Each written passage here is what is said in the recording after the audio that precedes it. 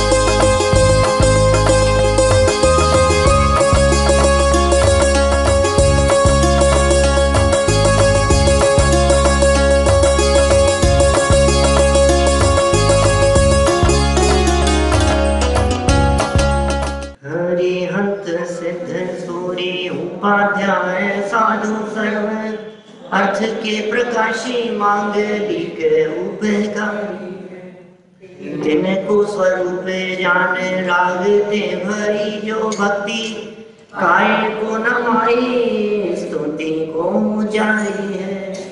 धन्य धन्य तिन ही ते काज सब आज भये कर जोड़े बारे बारे वंदना हमारी है। मंगल कल्याण सुख सो हम चाहत हैं, हो मेरी ऐसी दशा जैसी तुम धारी है। हो मेरी ऐसी दशा जैसी तुम धारी है। हो मेरी ऐसी दशा जैसी तुम धारी है।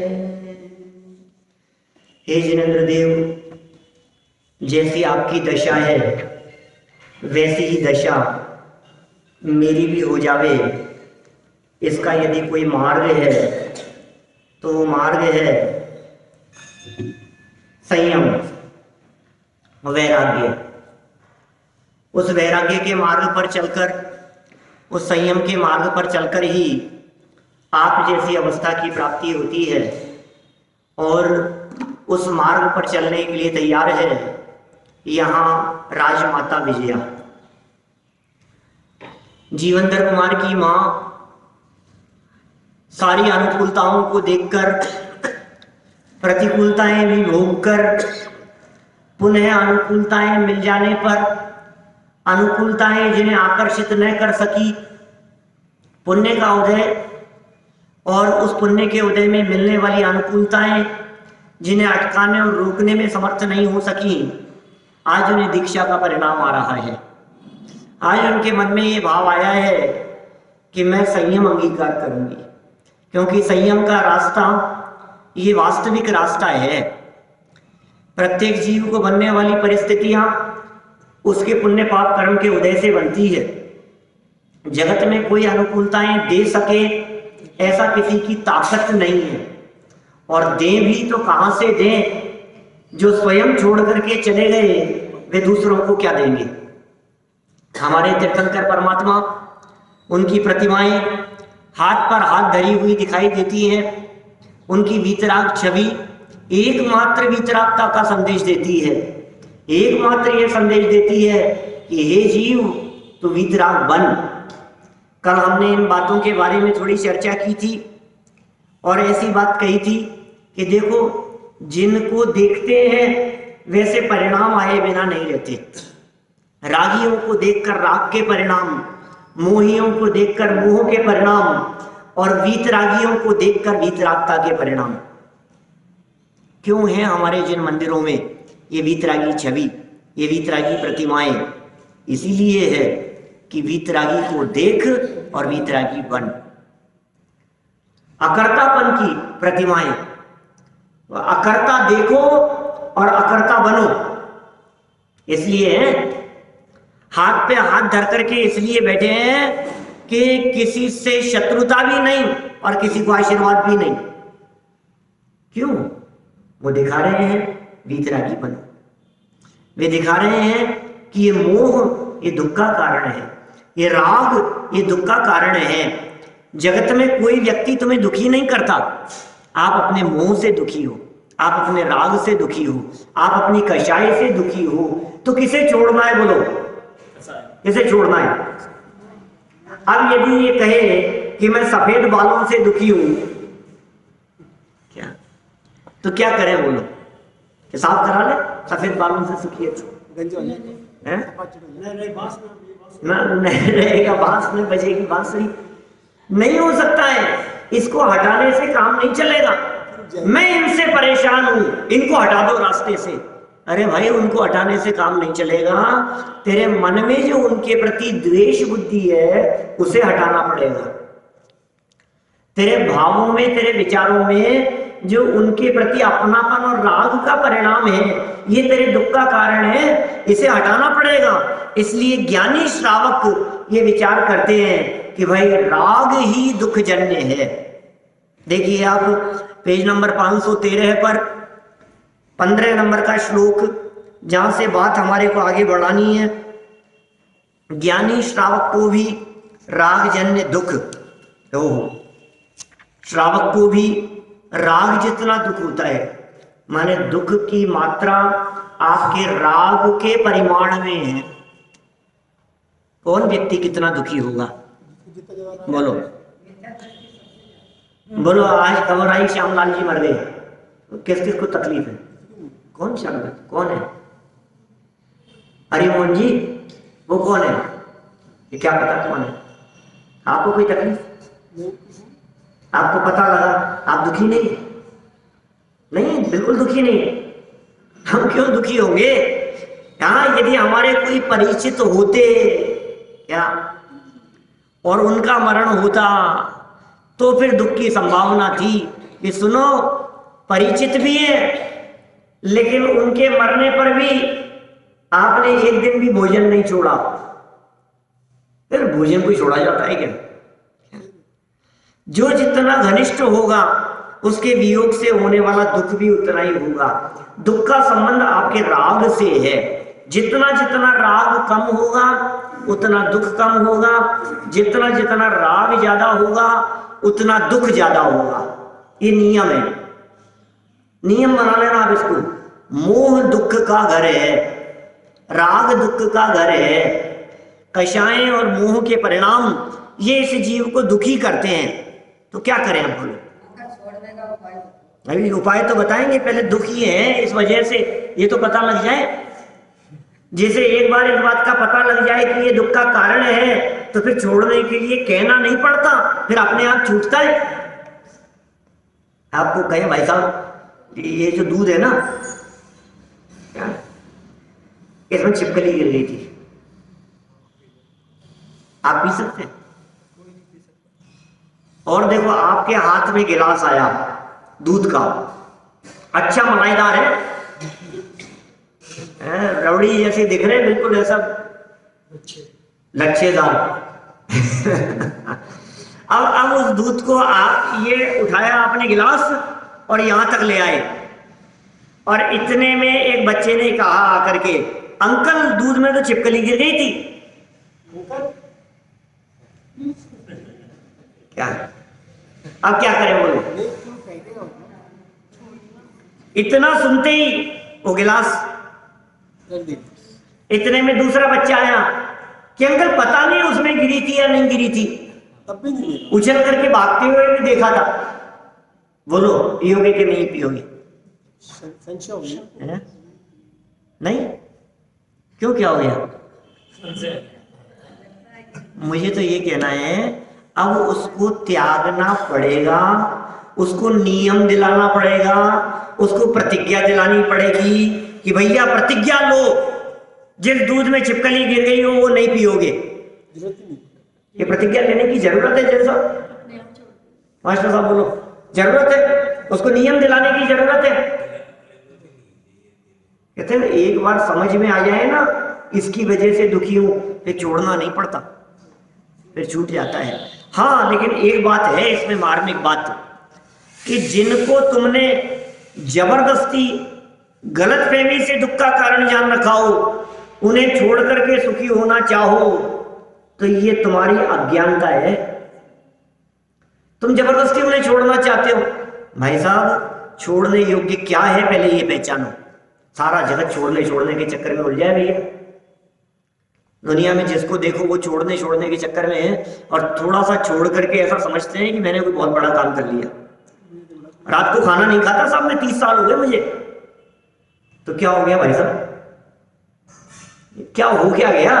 रात को खाना नहीं खाते तो कबूतर भी रात को खाना नहीं खाते, मालूम है तुम्हारे को? गाय भी रात को खाना नहीं खाती। हमने कौन सा बहुत बड़ा काम कर लिया, रात्रि भोजन का त्याग कर दिया? तो हमने, आप जैसे लोग जाकर के रात को खिलाओगे तो खा लेगी बेचारी, क्या करे? वो चरने नहीं जाती, जो ग्रामों में होती है ना, जो खेतों में चले जाती, ये आपके गांव की गायें भी ऐसी है।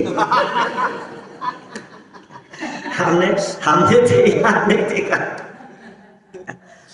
हमने तो शाम हो जाने के बाद गायों को चुपचाप शांति से बैठे हुए देखा है। कुछ दम नहीं है। देखो सारा जगत सुखी होने के नाम पर जोड़ना चाहता है। 90%, 95% और 99% भी कहें तो कोई बड़ी बात नहीं है। 99% लोग सुखी होने के लिए, आने दो, जितना आए उतना ही कम दिखाई देता है, जोड़ने में लगे हुए हैं। लेकिन कुछ परसेंट ऐसे भी हैं जो सुखी होने के लिए छोड़ना चाहते हैं, जो सुखी होने के लिए त्याग करना चाहते हैं, जो ये कहते हैं छोड़ो तो सुखी हो जाओगे, छोड़ो तो सुखी हो जाओगे। लेकिन उनसे कहते हैं भाई तू पहले ये नक्की तो कर, क्या जोड़ना है और क्या छोड़ना है। तुझे पता है जिस संपत्ति को तू जोड़ना चाहता है, जिस पैसे को तू इकट्ठा करना चाहता है, ये तेरे इकट्ठा करने से इकट्ठा होता ही नहीं। कि सब छोड़ तो सकता हूं, तेरे छोड़ने से छूटता ही नहीं। बोलो, न जोड़ने से सुखी होता है न छोड़ने से सुखी होता है। जोड़ने और छोड़ना किसको है, इसे पहचान कर जो जीव राग और मोह से विरक्त होता है वो सुखी होता है। ये कह रहे हैं दुख का कारण है राग जन्य दुख। ज्ञानी श्रावक भी, क्या बात कर रहे हो साहब, ज्ञानी भी दुखी होते हैं कि हाँ जितना मोह बच गया है ना उतना दुख है, और जितना मोह निपट गया उतना सुख। देखो यही बात यहां इस श्लोक में कहना चाहते हैं। ततः कृच्छ्रायमाणं ते महीनाथं च कृच्छ्रुत अनुज्ञाप्य ततो गत्वा दीक्षिश्रातां यथाविधि। इसके अनंतर उन दोनों माताओं ने शोक युक्त राजा जीवनधर कुमार को किसी प्रकार कष्ट से समझाकर और वन में जाकर विधि पूर्वक जिन दीक्षा ग्रहण की। दो माताएं थी जीवनधर कुमार की, एक जन्म देने वाली, एक पालन पोषण करने वाली। जन्म देने वाली माता को जब दीक्षा का परिणाम आया तो उसे देखकर पालन पोषण करने वाली माता को भी उन परिणामों को देखकर वैराग्य का परिणाम आ गया। वैरागियों को देखकर वैराग्य के परिणाम हो जाते हैं और दोनों ही दीक्षा लेने के लिए तैयार हो गई। दोनों माताएं जब दीक्षा लेने के लिए तैयार हुई तो विचार आया कि हमारे चले जाने पर जीवनधर का क्या होगा। रोए तकलीफ भाई, दोनों माँ छोड़ करके चले जाए तो कैसा लगता है? आसान थोड़ी ना है। एक प्रकार से दीक्षा ले लेना ये वियोग जैसा ही है। अब लौट करके घर में नहीं आएंगे, अब हमें आशीर्वाद नहीं मिलेगा इनका। पुत्रवत, साधर्मीवत तो मिल सकता है, पुत्र जैसा आशीर्वाद नहीं मिलेगा, क्योंकि त्यागियों और वैरागियों के बाल बच्चे नहीं हुआ करते, त्यागियों और वैरागियों के परिवार वाले नहीं हुआ करते। अब ये इनके परिवार वाले नहीं है। अब यदि हम दीक्षा लेने के लिए जाएं तो जीवनधर कुमार को क्या कह करके जाएं जिससे कि उनको कम तकलीफ हो, किसी प्रकार का कष्ट न हो, वे शोक युक्त हो जाएंगे, तो उन्हें समझाकर ही जाना चाहिए। ऐसा विचार कर दोनों माताएं कुछ समझाकर जीवनधर कुमार को छोड़कर, राजपाट छोड़कर दीक्षा लेने के लिए जा रही है। देखिए नीचे सरलार्थ। जन्मदात्री राजमाता विजया एवं पालन पोषण करने वाली माता सुनंदा, दोनों ही माताओं के दीक्षा लेने के विचार से होने वाले वियोग से अत्यंत दुखी जीवनधर कुमार को दोनों माताओं ने बड़ी कठिनाई से शांत किया और फिर जंगल में जाकर आगमोक्त विधि से दीक्षा ली। दोनों माताओं ने जीवनधर कुमार को समझाया और बहुत कठिनाई से, आसान नहीं था। देखो, परिवार वालों से दीक्षा के लिए आज्ञा मांगना और आज्ञा मिल जाना यह आसान काम नहीं, यह आसान नहीं है। और बिना कहे और बिना आज्ञा लिए हुए दीक्षा ले लेना यह भी योग्य नहीं है। नहीं तो कोई भी व्यक्ति कहीं भी कुछ भी द्वंद फंद करे और कहीं जाकर के दीक्षा ले लेने, ऐसा नहीं चलेगा भाई साहब, ये नहीं चल सकती ये स्थिति। इसका मतलब क्या है कि दीक्षा लेने की जो विधि प्रवचन सार में जो कही है, जो की थी अपन ने एक बार चर्चा पहले भी, प्रवचन सार चरणानुयोग सूचक शूलिका में दीक्षा लेने की विधि के संदर्भ में जो बातें कही, उन्होंने कहा कि आप इच्छ बंधु अगम, समस्त बंधु वर्ग से पूछ करके जाओ, पहले पूछ करके आओ अपने माँ बाप से, अपने भाई बहन से, अपने परिवार वालों से। यदि वे परमिशन देंगे तो मैं आपको दीक्षा दूंगा। क्या आचार्य देव कहते हैं ऐसे? नहीं दे तो नहीं देंगे, तो फिर दीक्षा नहीं मिलेगी। बोलो, आपको पूछ करके आना पड़ेगा उनसे, आप उनको संतुष्ट करके आओ। आप यदि बिना पूछे यदि आ गए हो तो दीक्षा के अधिकारी नहीं हो आप। इसके पीछे कितना सुंदर तर्क दिया था ये दादा ने। क्या तर्क था कि सुनो नहीं, हाँ पुलिस में रिपोर्ट दर्ज करा देंगे, नहीं तो कम से कम उनको सूचना देना जरूरी है जिनको आपके चले जाने से फर्क पड़ता हो, तकलीफ होती हो, और आपके चले जाने के बाद जो आपकी तलाश करते हो या तलाश कर सकते हो, उनको सूचना देकर के जाना जरूरी है दीक्षा के पहले। नहीं तो आप दीक्षा ले लेंगे बिना सूचना के और वो जाकर के क्या करेंगे, थाने में जाकर के गुमशुदा की रिपोर्ट लिखवाएंगे। तभी फिर तकलीफ होती रही। वो भी उधर पूछती फिर की होगी कहाँ चले गए, कहाँ चले गए, और ये भी महीने भर तक सोचता रहा क्या करूं क्या करूं, इंतजार कर रही होगी बेचारी। पुष्प डाल की बात कर रहे हैं, पुष्प डाल और वारी शेण, मालूम आपको कहानी? जाने के सर आपको नहीं मालूम? क्या बात कर रहे हैं, मैं तो सुनाता रहता हूँ यहाँ, आपको मालूम है साहब? बाबूजी, पुष्प डाल वारी शेण बहुत जबरदस्त प्रसंग है। ये वैराग्य का प्रसंग चल रहा है, सुनो तो सुनाता हूं आपको कहानी। सुनो, बचपन के दोनों दोस्त थे, आपने सुनी है? कोई बात नहीं, दोनों दोस्त थे बचपन के। एक का नाम था पुष्पडाल, एक का नाम था वारीशेण। दोनों बचपन में दोस्त थे। वारीशेण बड़े होकर के बन गए नगर के राजा। और पुष्पडाल एक गरीब किसान के बच्चे थे, तो अपने गांव में रहने लगे, वहां चले गए। अभी दोनों जो हैं बड़े हो गए, और बड़े हो जाने के बाद वारीशेन ने ले ली दीक्षा। वे बन गए दिगंबर मुनि, साधु हो गए। दीक्षा लेने के बाद वे वारीशेन बहुत वर्षों तक तपस्या करते रहे, विहार करते रहे, इधर उधर जाते रहे, घूमते रहे, सब कुछ। एक दिन अचानक घूमते फिरते हुए उसी गांव में पहुंचे जिस गांव में पुष्पडाल रहता था, और संयोग से पड़गाहन विधि पूर्वक वो उसी के यहाँ आहार के लिए भी चले गए। किसके यहाँ? पुष्पडाल के यहाँ। देखते ही पहचान गया पुष्पडाल, तो मेरे दोस्त है क्या यार, ये तो साधु हो गए थे, मुनि हो गए थे, और आज मेरे घर पे आए। बचपन में खूब गिल्ली डंडा खेलते थे हम तो।